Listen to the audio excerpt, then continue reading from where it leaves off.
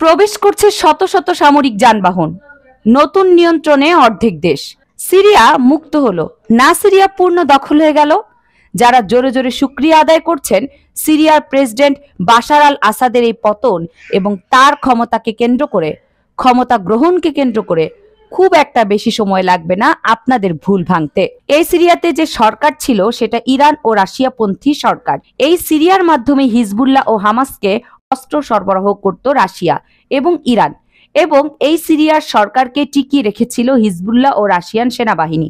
এখন হিজবুল্লাহর ইসরায়েলের সাথে যুদ্ধরত এবং অন্যদিকে রাশিয়া তাদের পর্যাপ্ত সেনা পাঠাতে পারছে না ইউক্রেন যুদ্ধের কারণে। আর এই সুযোগে আমেরিকা, ইসরায়েল, তুরস্ক এই বিদ্রোহীদের কাছে অস্ত্র পাঠিয়ে সিরিয়াকে দখল করলো, যাতে ইরান আর রাশিয়া হিজবুল্লাহ আর হামাসকে যাতে আর কোনো অস্ত্র পাঠাতে না পারে।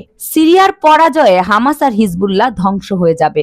সিরিয়ার ভেতর এইভাবে ক্ষমতার পরিবর্তন এবং ইসরায়েলের মদতপুষ্ট ব্যক্তিদের ক্ষমতা গ্রহণ পুরো মধ্যপ্রাচ্যে যে ভৌগোলিক পুরো সামরিক ব্যবস্থা রয়েছে সেটাকে ওলটপালট করে দিবে। তো দর্শক, চলুন জেনে নেই কেন আমি বলছি এই কথা। এই জয়ে সবচেয়ে সুবিধা পাবে ইসরায়েল। অলরেডি সিরিয়ার গোলান হাইটে ইতিমধ্যেই ইসরায়েল ঢুকে পড়েছে, অস্ত্রাগারে অভিযান চালাচ্ছে। লাস্ট 50 বছরের ইতিহাসে এই প্রথম সিরিয়ার বর্ডার ক্রস করেছে ইসরায়েল। গ্রেটার ইসরায়েল এখন আর স্বপ্ন নয়, বাস্তবতা। অথচ দামেস্ক দখলের পরে সেখানে সিরিয়ার এইচটিএস প্রধান বলেছে ইসরায়েল সহ তারা সকলের সাথে বন্ধুত্বপূর্ণ সম্পর্ক বজায় রাখবে। একই সাথে ইসরায়েলকে আহ্বান করেছে তাদের পরিপূর্ণ সহায়তা করার জন্য। Very strange. শুধু ইসরায়েলের একার লাভ না, বড় লাভ হলো ইউরোপের। রাশিয়ার তেল গ্যাস দিয়ে ইউরোপের জ্বালানি চলে। এখন কাতার থেকে সিরিয়া হয়ে পাইপলাইন ইউরোপ যাবে, মানে রাশিয়ার একক নির্ভরতা শেষ হবে, যেটা এতদিন বাশার আল আসাদ অনুমতি দেয়নি। রাশিয়া এতদিন এই কারণে বাশার আল আসাদকে প্রোটেকশন দিয়ে রেখেছিল। এক আসাদের পতনে বহু গোল একসাথে হয়ে গেল, যা মধ্যপ্রাচ্যের জন্য অশনি সংকেত। কোনো রাষ্ট্র দখলে সে দেশের শাসক যদি বাধা হয়, তবে প্রথমে তাকে স্বৈরাচার, ফ্যাসিস্ট আর মৌলবাদীদের ভাষায় জালিম হিসেবে প্রতিষ্ঠিত করা আমেরিকার ডেমোক্রেটিক পার্টি ও ইসরায়েলের প্রথম ও প্রধান লক্ষ্য। এটাই মূলত তাদের ম্যাটিকিউলাস ডিজাইন, যা বিভিন্ন মাধ্যমে পরিচালিত করে। আর এভাবে আমেরিকান ডেমোক্রেটিক পার্টি ও ইসরায়েল গং মূলত Iraq, Afghanistan, Tunisia, Libya, Syria দখল করিয়েছে তাদের মনোনীত বিদ্রোহীদের দিয়ে। আর এভাবেই মুসলিম সম্ভাবনাময় দেশগুলোকে টার্গেট করে সারা বিশ্বে ধ্বংসলীলা চালিয়ে আসছে আমেরিকার ডেমোক্রেটিক পার্টি ও ইসরায়েল জুটি। এটি তাদের ডিপ স্টেট পলিটিক্স। গত 50 বছর ধরে ইসরায়েল যে স্বপ্নটা দেখছিল, ইসরায়েল যে জিনিসটা পাওয়ার প্রচন্ডভাবে আকাঙ্ক্ষা করছিল, অবশেষে ইসরায়েলের সেই আশা পূরণ হয়ে গেছে। গোলান হাইটস বা গোলান মালভূমির সম্পূর্ণ নিয়ন্ত্রণ। গত 50 বছর ধরে এটাই কিন্তু ইসরায়েল চাচ্ছিল।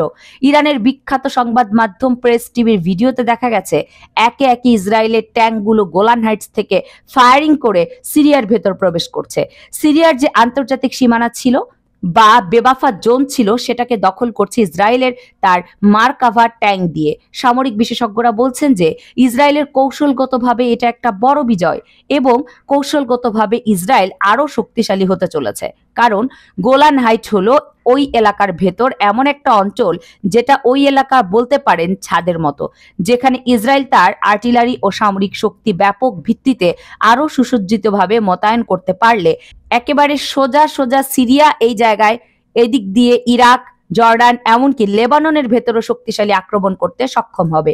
এখানে কিন্তু বাধা দেয়া যাবে না কি করে ট্যাঙ্কগুলো একে একে সারিবদ্ধভাবে আক্রমণ করে দীর্ঘ 50 বছর সিরিয়ার ভূখণ্ডে প্রবেশ করেছে এবং সিরিয়ার ভূখণ্ড দখল করেছে। এটা একটা নজিরবিহীন ঘটনা, দীর্ঘ প্রায় 50 বছর পূর্বের ইতিহাস। আবারও কিন্তু এখন সিরিয়ার জনগণ এবং বিশ্ববাসী দেখছে।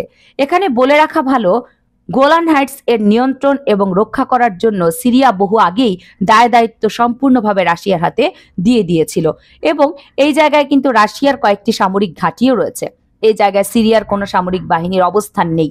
এখন আন্তর্জাতিকভাবে অনেকটা প্রতিশ্রুতিবদ্ধই ছিল রাশিয়া যে এখানে আমরা রক্ষা করব। তবে চূড়ান্তভাবে ইসরায়েলের ট্যাঙ্কগুলো যখন প্রবেশ করেছে, রাশিয়া কোনো প্রতিরোধ গড়ে তোলেনি। তারা চেয়ে চেয়ে দেখেছে যে কি করে দীর্ঘ 50 বছরের রেকর্ড ভেঙে কৌশলগতভাবে গুরুত্বপূর্ণ এই বাফারিং জোনের এলাকা, মানে সিরিয়ার অবশিষ্ট এই গোলান মালভূমির এলাকা দখল করলো ইসরায়েল। এই যে ইসরায়েল, লেবানন, সিরিয়া এবং জর্ডানের মধ্যামধ্যে এই যে এলাকাটা রয়েছে, এই পুরো এলাকাটা হলো গোলান হাইটস বা গোলান মালভূমি, যেটা 1967 সালে সর্বপ্রথম ইসরায়েল আক্রমণ করে সিরিয়ার এই পুরো ভূখণ্ড দখল করে। 1981 সালে আবার কিন্তু তারা চেষ্টা করেছিল সিরিয়ার মূল ভূখণ্ডের কিছুটা দখল করার জন্য, যদিও তখন সেটা তারা পারেনি। পরবর্তী সময়ে এই যে পার্পেল কালারের যে জায়গাটা দেখছেন গোলান হাইটসের, মোটামুটি 80% বেশি জায়গা এটা ইসরায়েল দখল করে রেখেছে। 1981 সাল থেকে আজও পর্যন্ত গোলান হাইটসের এই এরিয়া ইসরায়েল দখল করে রেখেছে। তবে অবশিষ্ট গ্রিন কালারের জায়গায় দেখছেন এটা কিন্তু সিরিয়ার হাতেই ছিল। আন্তর্জাতিক শান্তিরক্ষী বাহিনী যেটার দায়িত্ব নিয়েছিল স্বয়ং রাশিয়া, তার অধীনেই কিন্তু এই গ্রিন জোন এর সম্পূর্ণ এলাকা সিরিয়ার হাতে ছিল। অন্তত নিজের দিকে এই এলাকাটা গোলান হাইটস উপরের এই এলাকাটা সেটা কিন্তু সিরিয়ার হাতে ছিল, যেটা কৌশলগতভাবে ইসরায়েলের জন্য একটা চ্যালেঞ্জও ছিল। এখন এই জায়গা যদি ইরানের হাতে চলে যেত, তাহলে গোলান হাইটসের ভেতর এককভাবে ইসরায়েল সুবিধাটা পেত না এবং গোলান হাইটস থেকেও সরে যেতে একসময় তারা বাধ্য হতো। সুতরাং অবশিষ্ট এই যে গ্রিন জোন রয়েছে, যেটাকে বাফার জোন বলা হয় আন্তর্জাতিক আইন অনুসারে, সেটা দখল করা ইসরায়েলের জন্য খুবই গুরুত্বপূর্ণ ছিল। গত 50 বছর ধরে বহু চেষ্টা করেছে ইসরায়েল, সেটা পারেনি। তবে সিরিয়ার ক্ষমতার পরিবর্তন হওয়ার সাথে সাথেই অবশিষ্ট এই গ্রিন জোনের সম্পূর্ণটাই ইসরায়েল দখল করে নিয়েছে। পুরো গোলান হাইটস দখল করার পর ইসরায়েলের সোলজাররা ইসরায়েলের পতাকা দিয়ে এইভাবে কিন্তু তারা জানান দিয়েছে যে দীর্ঘ 50 বছরে তাদের যে মিশন ছিল অবশেষে সেটা বাস্তবায়ন করতে পেরেছে। এবং জাতিসংঘের শান্তিরক্ষী মিশনের অধীনে রাশিয়া যে সোলজার সেখানে রেখেছিল সেগুলো তারা সরিয়ে ফেলেছে। এবং জাতিসংঘের শান্তিরক্ষা মিশনের কিছু কিছু সদস্য ছিল, সেগুলো আবার ছিল আরব বিশ্বের, তারাও কিন্তু নিজেদের সোলজার সেখান থেকে তারা সরিয়ে নিয়েছে। ইসরায়েলের বিরুদ্ধে একটি খরচও তারা করেনি, রাশিয়াও করেনি এবং জাতিসংঘের শান্তিরক্ষী বাহিনীও করেনি।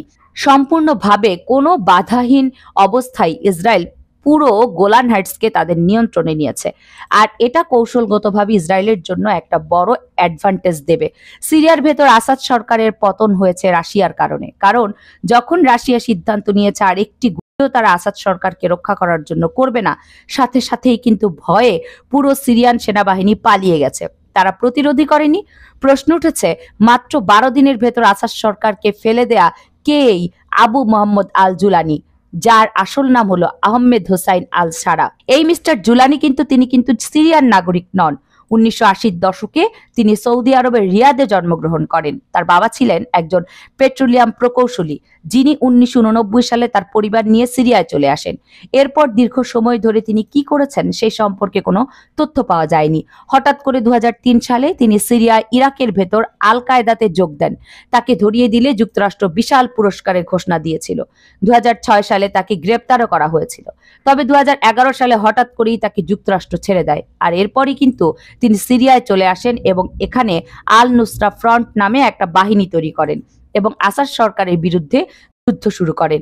10 মিলিয়ন পুরস্কার ঘোষণা করে যে ব্যক্তিকে যুক্তরাষ্ট্র গ্রেপ্তার করেছিল, সেই ব্যক্তির হাতে মিলিয়ন মিলিয়ন ডলারের যুক্তরাষ্ট্র তুলে দিয়েছে এই রাশিয়া এবং আসাদ সরকারের বিরুদ্ধে লড়াই করার জন্য। এবং অবশেষে চূড়ান্তভাবে তার একটা বড় সাফল্যও পেয়েছে। ইসরায়েলের সহযোগিতার সম্পর্কে অস্বীকার করেনি মিস্টার জোলানি। রিসেন্টলি তিনি টাইমস অফ ইসরায়েলকে দেয়া এক সাক্ষাৎকারে বলেছেন যে আমরা ওপেন কিন্তু যে কোনো দেশের সঙ্গে সম্পর্ক করতে, মানে ইসরায়েলের সঙ্গে সম্পর্ক করতে আমরা প্রস্তুত আছি। পরিষ্কারভাবে তিনি ঘোষণা দিয়েছেন এবং তিনি বলেছেন আমাদের শত্রু হলো আসাদ রিজিম, হিজবুল্লাহ এবং ইরান। এই ক্ষেত্রে আমাদের শত্রু এবং ইসরায়েলের শত্রু অভিন্ন। ইসরায়েল এই জায়গায় লেবাননের ভেতর হিজবুল্লাহর বিরুদ্ধে যা করেছে আমাদের কিন্তু উপকার হয়েছে। সুতরাং এখন আমরা কিন্তু গ্রেট চ্যালেঞ্জের অধীনে, আমরা এখন তার প্রতিদান দেব এবং ইসরায়েলের সঙ্গে সম্পর্ক স্বাভাবিক করব। নিঃসন্দেহে এই সিরিয়ার ভেতরে এই স্বৈর শাসকের পতন হয়েছে, সেটা স্বস্তিদায়ক বিষয়। তবে প্রশ্ন হলো যে স্বৈরশাসক থেকেও আরো ভয়ঙ্কর শক্তি সিরিয়ার ক্ষমতায় দিয়েছে, যেমনটা কিন্তু ভবিষ্যৎবাণীতে বলা হয়েছে তেমনটাই হচ্ছে। একেবারে চোখের সামনে সিরিয়ার ভূখণ্ডের যে গোলান হাইটসের জায়গা ট্যাঙ্ক প্রেরণ করে ইসরায়েল দখল করে নিল একেবারে চোখের সামনে। বিষয়টি নিন্দা না করে বর্তমান কন্ট্রোলার হিসেবে এই জায়গায় কিন্তু মিস্টার জোলানি সেটাকে এড়িয়ে গিয়ে ইসরায়েলের সঙ্গে সম্পর্ক বৃদ্ধি করার কথা বলছে। সুতরাং বিষয়টা নতুন করে আর ব্যাখ্যা করার প্রয়োজন নেই যে এখানে কি হবে। যারা জোরে জোরে শুকরিয়া আদায় করছেন এই পতন এবং ক্ষমতা গ্রহণকে কেন্দ্র করে, খুব একটা বেশি সময় লাগবে না আপনাদের ভুল ভাঙতে। সিরিয়ার ভেতরে এইভাবে ক্ষমতার পরিবর্তন এবং ইসরায়েলের মদতপুষ্ট ব্যক্তিদের ক্ষমতা গ্রহণ পুরো মধ্যপ্রাচ্যে যে ভৌগোলিক পুরো সামরিক ব্যবস্থা রয়েছে সেটাকে ওলটপালট করে দিবে।